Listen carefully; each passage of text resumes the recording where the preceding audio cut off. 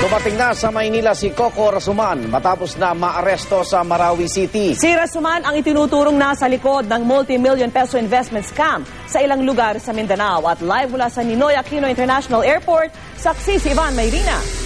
Ivan? Igan, Vicky, dinala na nga sa punong tanggapan ng National Bureau of Investigation sa Maynila si Jacob Coco Rasuman matapos arestuhin kanina ng NBI para sa kasong syndicated estafa para sa umano'y scam na kinasangkutan ng pinamumunuan niyang Rasuman Investment Group.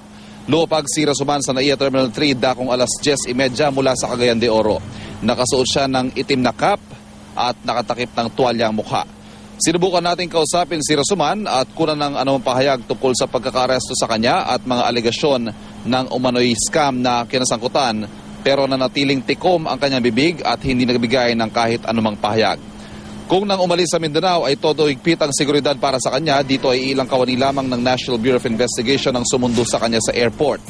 May kasamang isang doktor ang team ng NBI para siguruhing ligtas at nasa mabuting kalusugan si Rasuman bago ibiyahe patungong NBI. Samantala, patuloy naman ang paghahanap sa iba pang miyembro ng pamilya Rasuman na pinaaresto rin kaugnay ng milyong pisong scam.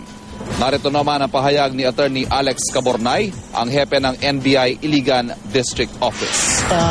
Yun muna ang tunan ng pansin ng opisina namin doon sa region at saka sa district office. Yung kay Coco Rasuman. Wala pa pong feelers na gusto nilang sumuko na? I have no knowledge on that. At live mula sa NAIA Terminal 3 sa Pasay City, ako si Ivan Mayrina, ang inyong saksi.